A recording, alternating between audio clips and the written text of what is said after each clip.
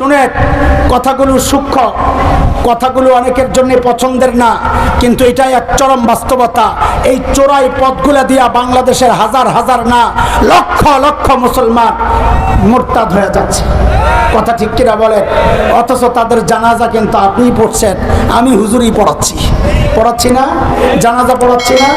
যেই মানুষটা টুপি নিয়ে কটাক্ষ করলো তার জানাজা হয়, যেই মানুষটা দাড়ি নিয়ে কটাক্ষ করলো তার জানাজা হয়, যেই মানুষটা পর্দা নিয়ে কটাক্ষ করলো তার জানাজা হয়।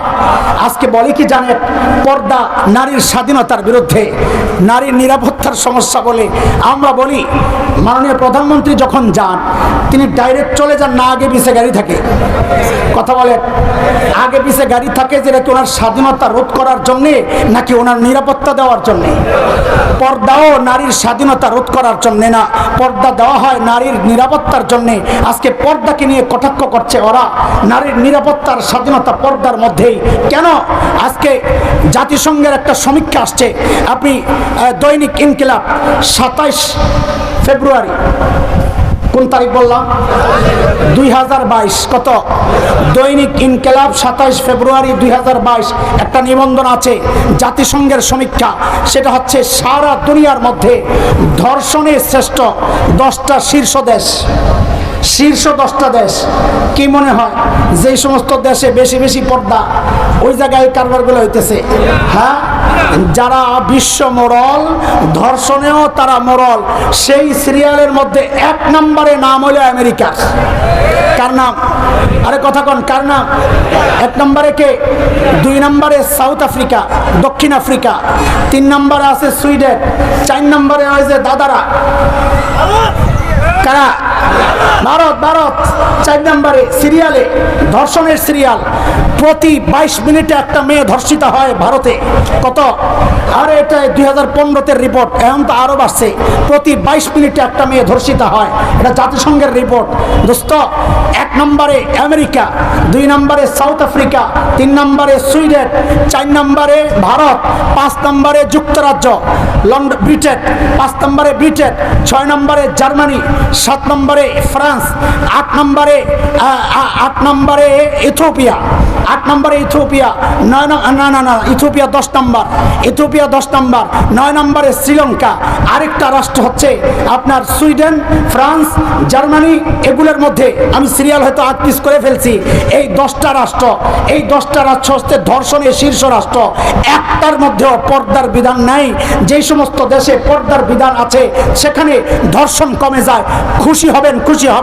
ব্রিটেনের একটা সমীক্ষা, তাদের একটা কোম্পানি যারা ভ্রমণ করায় ট্যুর কোম্পানি, এই ট্যুর কোম্পানির রিপোর্ট হচ্ছে সারা দুনিয়ার শহরগুলোতে তারা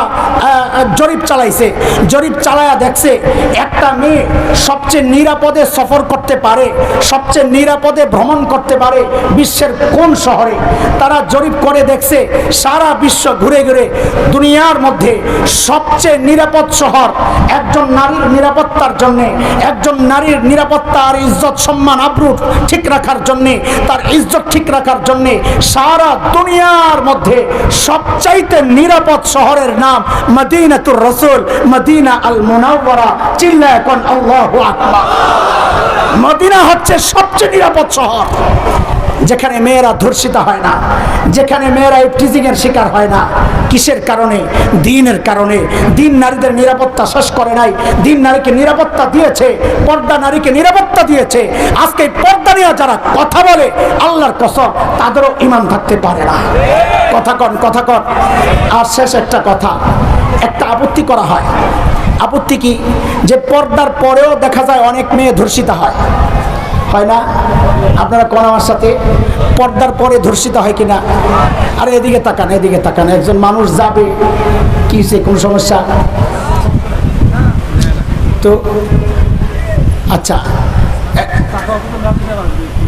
এখানে বয়ান করবে? আচ্ছা, রাজি ভাই আসতেছেন। আলহামদুলিল্লাহ কোন, আলহামদুলিল্লাহ কয়েন না, থাক বাড়ি যেয়ে কয়েন। আপনাকে খুশায় আলহামদুলিল্লাহ করেন। সারাদিন এত বেশি কইছে যে এখন আর কইতে ভালো লাগে না। কি বলতেছিলাম? আরে কথা কি বলতেছিলাম?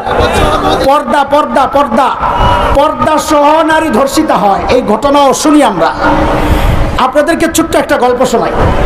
আপনাদের আমাদের এই কুমিল্লায় আমার ভাই আসছে সাখাওয়াতুর রাজি ভাই, 10 মিনিট 15 মিনিট আধা ঘন্টা যাই কথা বলে আমরা শুনে যাবো না ইনশাআল্লাহ? হ্যাঁ হ্যাঁ, কে কে পালাবো হাত তোলেন, কে কে চলে যাবো হাত তোলেন। কেউ যাবেন না? মাশাআল্লাহ, আলহামদুলিল্লাহ। না চাইতেই বৃষ্টি, বলেন না চাইতেই আলহামদুলিল্লাহ, বলেন আলহামদুলিল্লাহ। ঠিক আছে, শোনেন আমি ছেড়ে দেবো ভাই, যেহেতু আসছে বাইরের সোজা স্টেজে মারবো, তুমি আবার খাওয়াইতে নিও না, বয়ানের পরে খাইবো, বয়ান পছন্দ দিলে খাওয়াই বানাইলে খাওয়াই বানা।